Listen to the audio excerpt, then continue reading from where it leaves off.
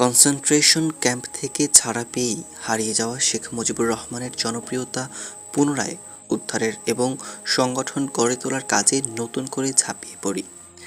একমাত্র কাদের সিদ্দিকী ও তার কয়েকজন সাথী ছাড়া অন্য কেউ ভারতে রাজনৈতিক আশ্রয় না পাওয়ায় এস এম ইউসুফ, মুজাহিদুল ইসলাম সেলিম, শাহ মোহাম্মদ আবু জাফর, মুস্তফা মুহসিন মন্টু, রবিউল আলম চৌধুরী, ফরিদপুরের Rumi, Abu Sayeed, doctor S A Malik সহ শেখ মুজিব নিহত হওয়ার পর যে সকল নেতাকর্মী ভারতে গিয়েছিল তারা সকলেই একে একে দেশে ফিরে আসেন।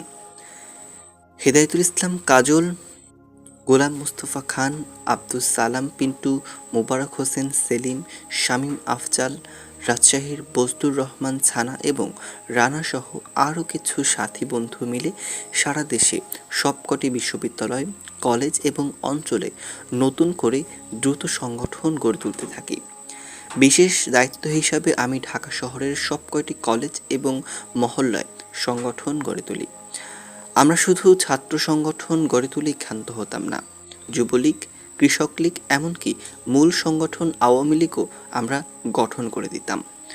আমাদের কর্মী সৃষ্টি এবং কর্মী সংগ্রহ অভিযান দ্রুতগতিতে চলতে থাকে এবং আমরা দারুণভাবে সংগঠিত ও শক্তিশালী হতে থাকি।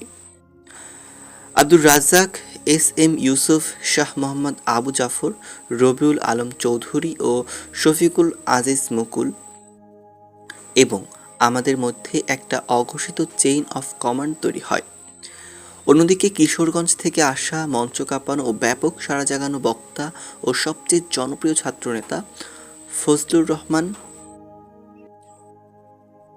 এর জ্বালাময়ী বক্তৃতা এবং সেই সাথে অভিজ্ঞ তুখোড় সংগঠক খ ম জাহাঙ্গীর এমপি এর সাংগঠনিক দক্ষতা এই সব মিলে 15ই আগস্টে শেখ মুজিবুরের সাথে নিহত হয়ে যাওয়া শেখ মুজিবের জনপ্রিয়তা এবং সংগঠন নতুন প্রাণ পেতে থাকে। প্রকাশ্যে বজলু জাহাঙ্গীরের বক্তৃতা, বিবৃতি এবং আমাদের নীতি ও আদর্শের রাজনৈতিক প্রশিক্ষণ এবং কর্মী সৃষ্টি এ দুয়ে মিলে রাজনীতিতে এবং দেশে নতুন পোলারাইজেশন বা মেরুকরণ শুরু হয়। জহুরা তমজুদ্দিন আওয়ামী লীগের আহ্বায়িকা, আব্দুর রাজ্জাক আওয়ামী লীগের চালিকা শক্তি। ৭১-এর আমাদের মহান মুক্তিযুদ্ধের সময় আমরা যা পেয়েছিলাম এবং স্বাধীনতার পর আমরা যা হারিয়েছি সেই ন্যায় নীতি, আদর্শ, ত্যাগ, সর্বোপরি মানুষের জন্য মানুষের ভালোবাসা ভোগই নয়, ত্যাগেই সুখ, দেশ ও মানুষের জন্য নিজেকে বিলিয়ে দেওয়ার হারিয়ে যাওয়ার চেতনা আবার ফিরে আসতে লাগলো। হোটেল ইডেনে শেখ মুজিবের মৃত্যুর পর আওয়ামী লীগের দ্বিতীয় সম্মেলন হলো। প্রথম সম্মেলনে জহুরুদ্দিনকে আহ্বায়িকা করে আওয়ামী লীগ কেন্দ্রীয় কমিটি গঠিত হলো। দ্বিতীয় সম্মেলনে কর্মীদের আপত্তি ও ঘোরতর বিরোধিতা সত্ত্বেও সৈয়দা জহুরা তাজউদ্দিনকে বাদ দিয়ে আব্দুল মালেক উকিলকে আওয়ামী লীগের সভাপতি ও আব্দুর রাজ্জাককে সাধারণ সম্পাদক করা হলে আমরা কিছুটা চিন্তিত হই, এই ভেবে যে মালেক উকিল আদর্শবান ব্যক্তিত্ব নন।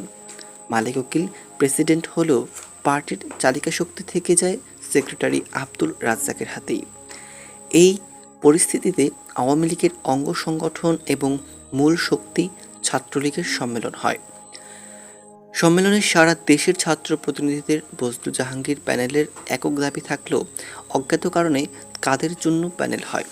ওবায়দুল কাদেরকে সভাপতি ও বহালুল মজনুর জন্যকে সাধারণ সম্পাদক করা হয়। পরে জানা যায় মালেক রাজ্জাক নিজেদের মধ্যে ভাগাভাগি করে কাদের জন্য প্যানেল করে। এতে আমরা যারা আদর্শের জন্য নিবেদিত প্রাণ তারা খুবই মর্মাহত হই। বহালুর মজনুর জন্য নিজ শ্রম ও ব্যক্তিগত আচার ব্যবহারের মাধ্যমে নিজেকে সাধারণ সম্পাদক হিসাবে মানিয়ে নিতে পারলেও সভাপতি হিসাবে ওবায়দুল কাদের কখনোই নিজেকে প্রতিষ্ঠিত করতে পারা তো দূরের কথা, একজন সাধারণ ছাত্রনেতা হিসাবেও দাঁড়াতে পারেনি। ডাকসুর নির্বাচনে তিনি 3 বার প্রতিদ্বন্দ্বিতা করে প্রতিবারই ভোট পেয়েছে জনমত বাজেয়াপ্ত হওয়ার সামান্য কিছু উপরে। কিন্তু বজলুর রহমান জন্য সাধারণ ছাত্রদের সমাজের কাছে একজন বিনয়ী, কর্মঠ ছাত্রনেতা হিসাবে নিজেকে প্রমাণ করতে পেরেছেন। 1979 সালে মুক্তিযোদ্ধা রাষ্ট্রপতি জেনারেল জিয়াউর রহমান রাষ্ট্রপতি নির্বাচন দিলে আওয়ামী লীগ সরাসরি নিজ দলের প্রার্থী না দিয়ে গণতান্ত্রিক ঐক্যজোট এর নামে মুক্তিযুদ্ধের প্রধান সেনাপতি জেনারেল আতাউল গনি ওসমানীকে মুক্তিযোদ্ধা রাষ্ট্রপতি জেনারেল জিয়াউর রহমানের বিপরীতে রাষ্ট্রপতি প্রার্থী করে। ওই নির্বাচনে মুক্তিযোদ্ধা জেনারেল জিয়াউর রহমান মূলত আওয়ামী লীগের প্রার্থী জেনারেল এম.এ.জি. ওসমানীকে বিপুল ভোটে পরাজিত করে জনগণের প্রত্যক্ষ ভোটে দেশের প্রথম রাষ্ট্রপতি নির্বাচিত হন।